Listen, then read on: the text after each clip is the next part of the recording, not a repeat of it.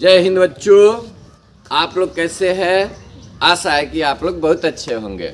मैं जो हूँ पहले त्रिकोणमिति के 8.1 और 8.2 चैप्टर पढ़ा चुका हूँ और मैं अगला चैप्टर लेकर के आपके सामने उपस्थित हुआ हूँ, जिस प्रश्नावली का नाम है 8.3। यह स्पेशल 10 क्लास वालों के लिए है, क्योंकि यह जो है 10 क्लास के एनसीईआरटी को ही यहाँ सॉल्व किया जा रहा है।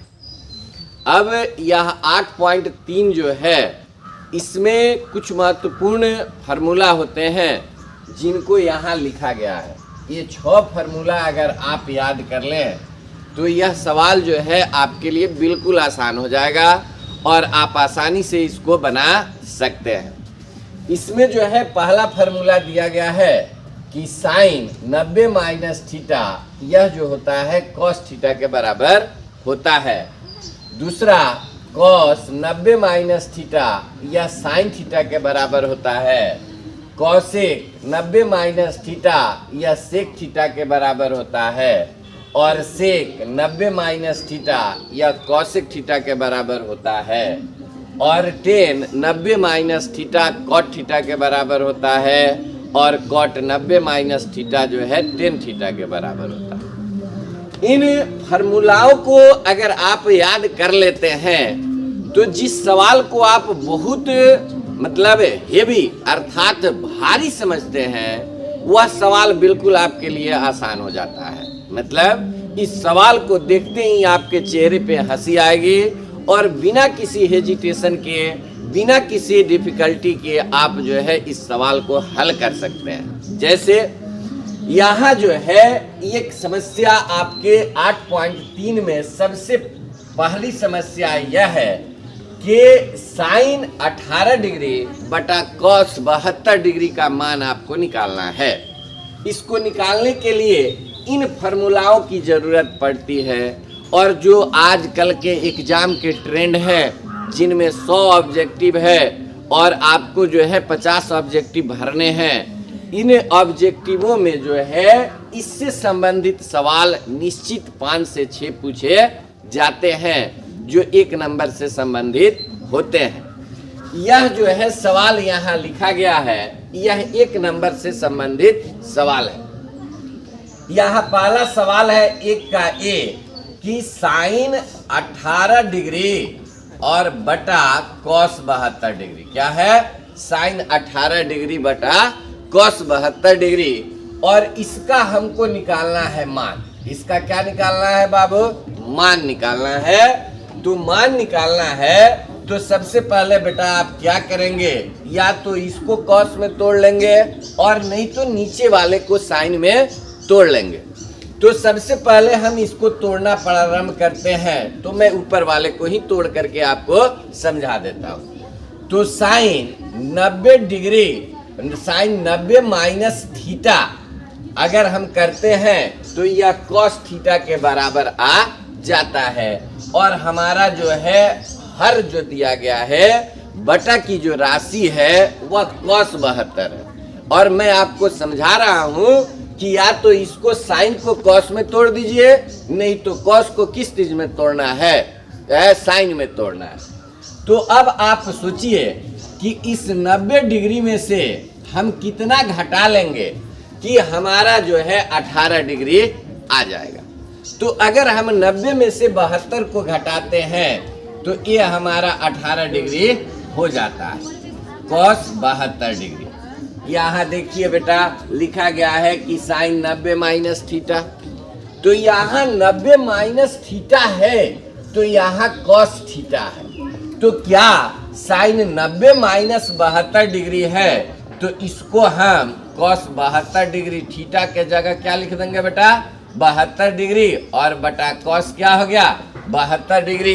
अब देख लीजिए, बिल्कुल यह आसान है। भगवान जो है आपको घंटा की तरह आंख दिए हैं, क्या करने के लिए? आंख बंद करके चलने के लिए नहीं, इस सवाल को देखने के लिए, पढ़ने के लिए, समझने के लिए तथा इस मनोरमकारी दुनिया को देख करके आनंदित होने के लिए। मैंने इसको कैंसिल कर लिया, हमारा मान क्या हो गया?